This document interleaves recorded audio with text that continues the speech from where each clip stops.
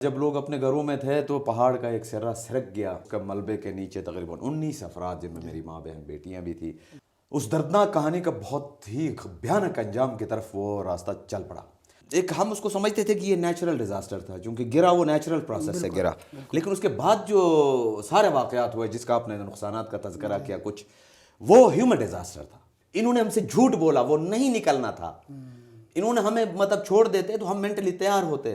یہ جھوٹے فریبی لوگ تھے. انہوں نے ہمیں اس میں ٹیکنیکلی جو چیزیں بتائی جا رہی تھی آؤٹ برسٹ کے نام پر, نا سر بخاری صاحب, آؤٹ برسٹ کے نام پر چھت کا پل اٹھایا گیا, بجلی کی ناپید صورتحال. پھر بھی یہاں تو آپ کو, میں بھی ادھر گلگت میں ہوں, کوئی علاج کرا رہا ہوں, بیمار ہوں, تو وہاں میں یہاں دیکھتا ہوں تو آپ سے بھی بدتر کریم آباد ہے.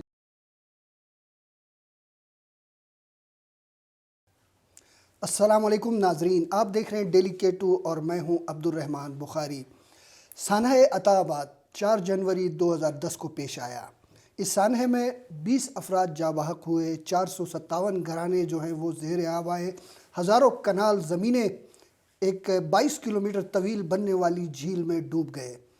شاہراہ قراقرم کا ایک بڑا حصہ بھی زیر آب آیا. متاثرین در بدر پھرتے رہے, اپنے رائٹس کے لیے آوازیں اٹھاتے رہے. تو اس وقت ایک متاثرین کی کمیٹی تھی جسے رابطہ کمیٹی متاثرین عطا آباد کہا جاتا تھا, اور اس میں ایک سرگرم نوجوان جو ہیں وہ تھے ریحان شاہ صاحب, جو کہ سیاسی کارکن بھی ہیں اور اس وقت کی رابطہ کمیٹی کے بڑے فعال رکن تھے.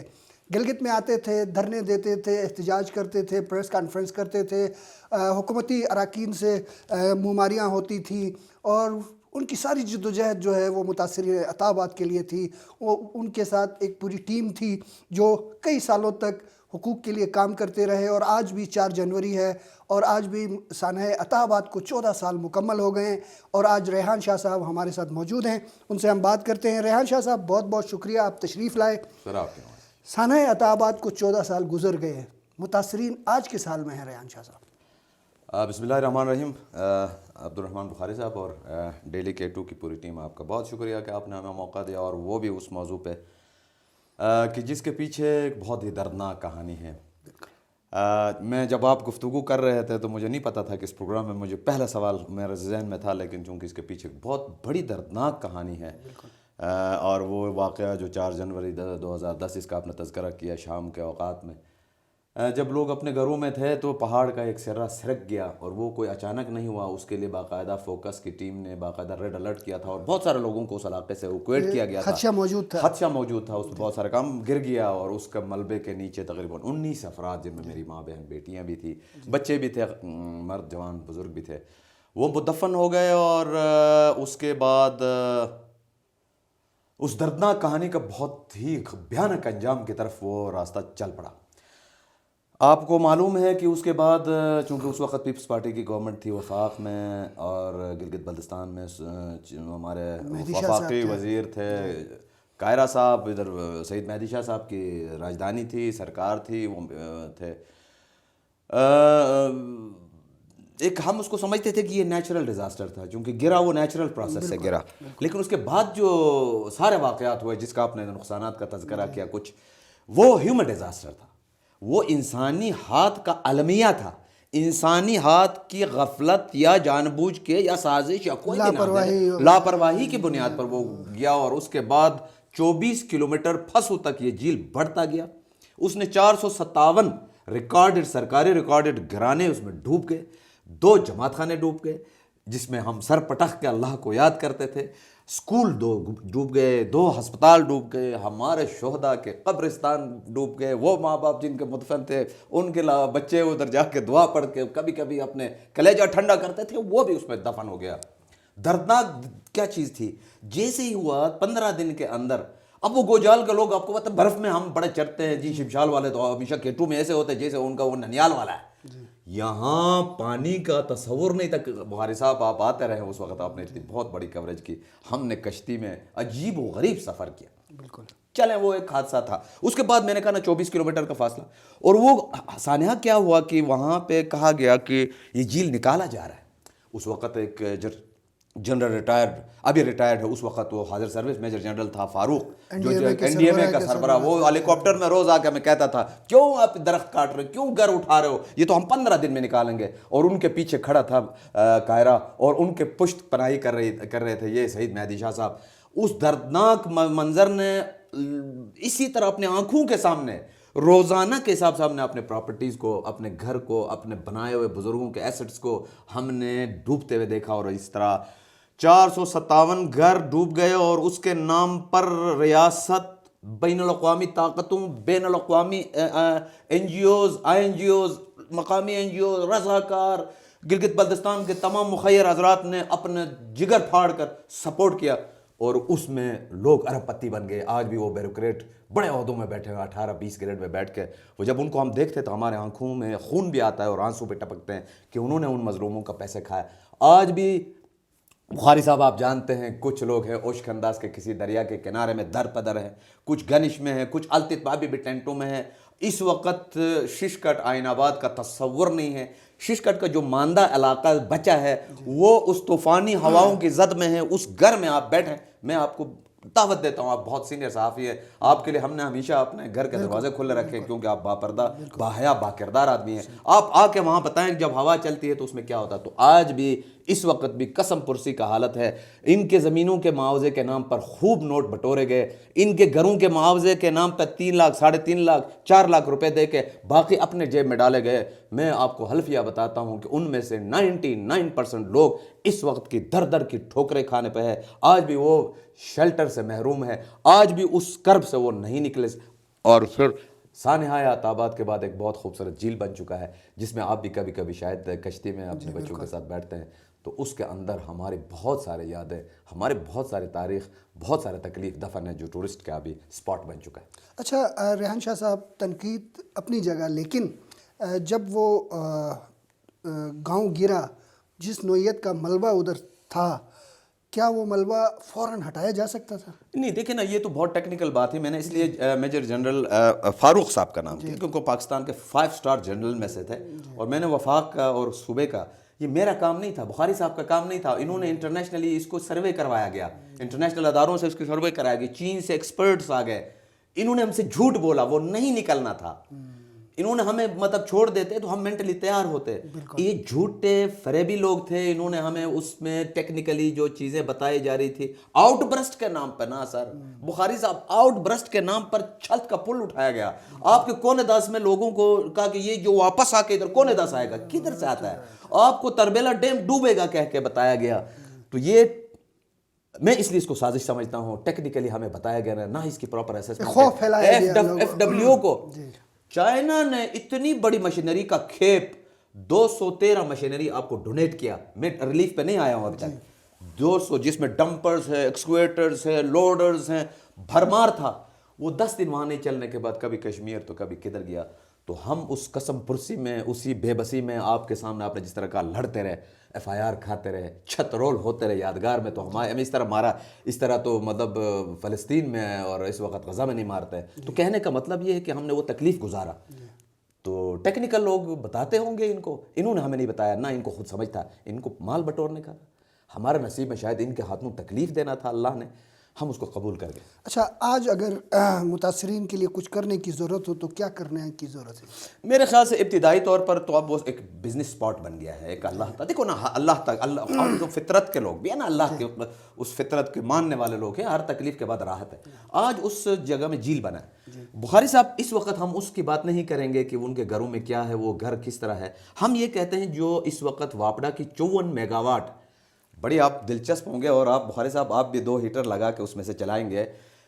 54 मेगावाट का एक पावर मंसूबा बन रहा है। आप जो ज़मीन सबमर्ज है, जो झील के अंदर है, रिकॉर्ड मौजूद है, उसका रेवेन्यू में मौजूद है, उनके कंपनसेशन को इसके PC1 का हिस्सा बनाए ना बुखारी साहब, लोगों के लिए आसरा बनेगा।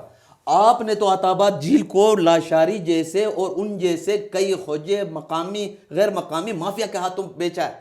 आपने उन मकामी लोगों के ऊपर गारत की है। आप उनको सिर्फ ये करें कि उनकी ज़मीनों के जो सबमर्ज ज़मीनें हैं जो अताबाद झील में जा रहे हैं, उनका मुआवजा दे दो।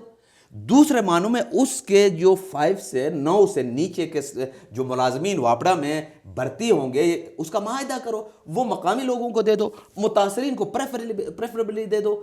ये चीज़ें आज भी नहीं हो रही है। PC1 में वापड़ा के उन लोगों को शामिल, वो ज़मीन शामिल नहीं किया बुखारी साहब जो ज़मीन में गया, जो पानी में गया। हम तो सोच रहे थे ना कि FW निकालेगी तो ज़मीन हमारा है, हम फिर इसी तरह बुजुर्गों ने जिस तरह, ये कौन सा आबाद जगह था, इसको घंटी बिल्चे से हमारे बुजुर्गों ने दांत गिरा के इसको आबाद किया था, दोबारा बनाते।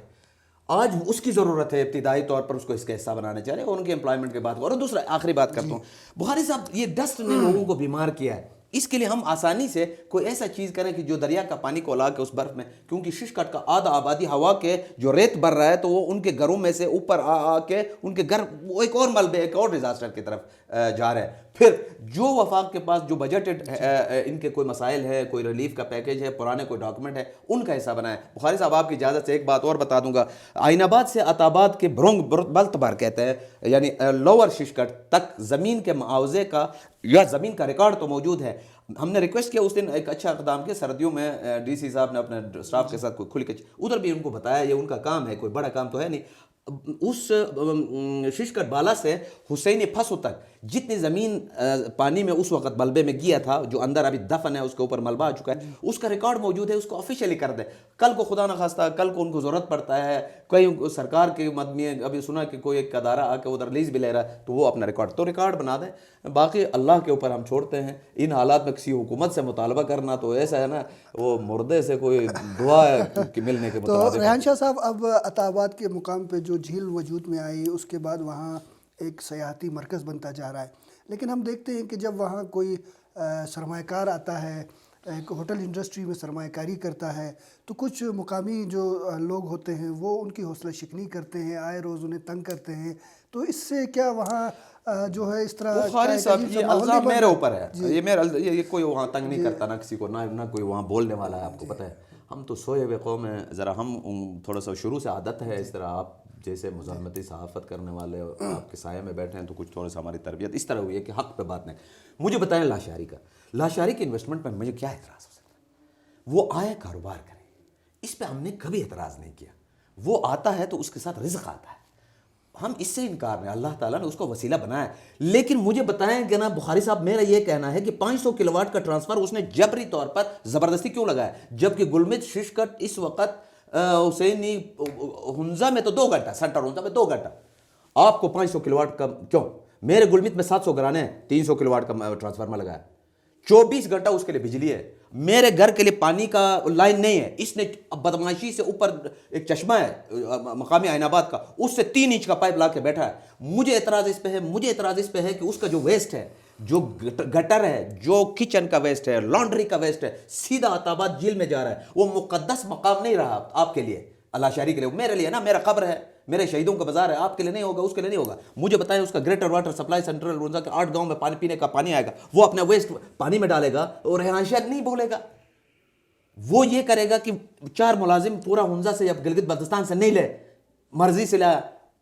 हमें अंदर जाने के लिए वो चिड़ियाघर है अंदर, वहां क्या बिकता है जो 300 रुपए का तुम टिकट लेते हो? हमारा एतराज बुखारी साहब इस पे है।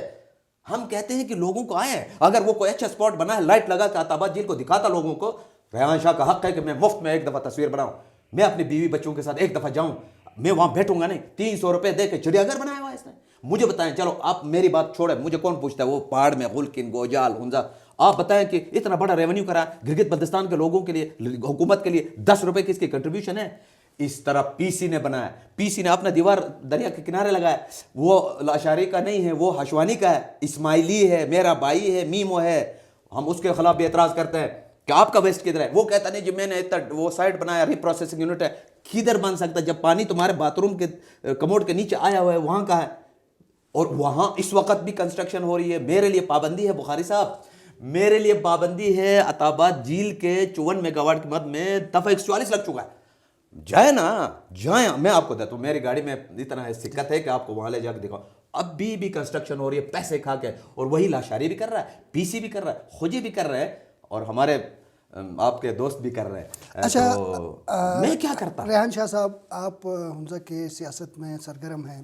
अगर हम इस वक्त हुंजा के اہم مسائل کی پہ بات کریں کہ کون سے ایسے مسائل ہیں جس پر حکومت کو فوری طور پر انہیں حل کرنا چاہیے؟ نہیں دیکھیں نا، پہلی بات تو یہ نا بخاری صاحب، ہنزا کو بہت سارے لوگ، گلگت بلتستان کے لوگ یہ سمجھتے ہیں کہ وہ یورپ ہے.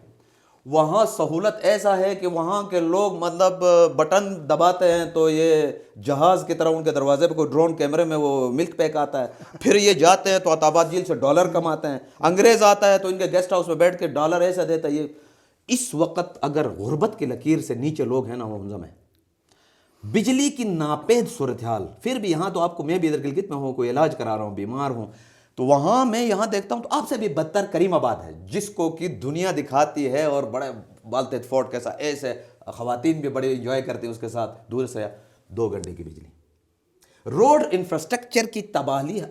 اب کریم آباد روڈ، کریم آباد یعنی 0 پوائنٹ سے فورٹ چوک یعنی بلتے فورٹ چوک، جس میں حال ہی میں وزیر اعظم بھی گیا. صدر تو ایسے آتے ہیں وہ کریم آباد میں جیسے وہ کوئی ان کا ننیال کا گھر ہے. وہاں کا روڈ دیکھو بخاری صاحب، آپ کے انتھڑیاں جواب دیں گے. آپ کے وہاں پہ اس وقت ایجوکیشن سیکٹر میں حالت 0 ہے. بارڈر ٹریڈ میں جو حالت ہے وہ آپ وہاں دیکھیں. وہاں جو سست میں ہے وہاں پانی پینے کا نہیں ہے. شمشال کے لوگوں کو ہسپتال میں 2 انگلیاں کٹی. ایک ہماری بہن کی، وہ پتھر اس کے پاؤں پہ گرا تھا. ہسپتال میں ڈاکٹر نہیں، دوائی نہیں، راستہ بلاک، اور وہاں پہ اس کے 2 انگلی کٹ گئی.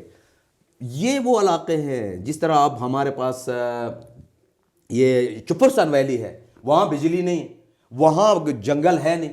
سردیوں میں ٹٹر کے، اب ہمارے لیے اچھا ہوا تھوڑے گرم ہونے کے لیے ہم نے ونٹر سپورٹس تھوڑا لایا، ورنہ تو ریاست یہاں نہیں. تو میرے خیال سے ابتدائی طور پر ہمیں بجلی پہ فوری طور پر کام کرنا چاہیے. بخاری صاحب، ہم نے کہا کہ مس گھر سے 2 میگا واٹ 3 میگا واٹ کا پاور جنریشن کا یونٹ ہے، ان میں سے ایک نکالو، چپرسن کو فعال کرو، اور 2-3 megawatt immediate next year تک اس میں شامل کریں گے تو یہ آپشن ہو سکتا ہے. شناکی میں شاہراہ نگر جو بنا ہے، ایک خوبصورت انٹری ہے گلگت بلتستان میں اور نگر کی برادری کے لیے. اسی طرح ہم شناکی ایکسپریس وے جو خضر آباد سے ناصر آباد کے درمیان آیا ہے، اس کی ہم مطالبہ کر رہے ہیں. اب شناکی میں کالج نہیں ہے، پورا شناکی تحصیل میں ایک کالج نہیں ہے، ہائر سیکنڈری اسکول بھی نہیں ہے، ہسپتال بھی نہیں ہے. آپ کو حیرت ہوگی، ہنزا جیسے علاقے میں جب ہم اس کو آئیڈلی پیش کرتے نا تو وہاں پہ ایک ڈاکٹر نہیں ہے.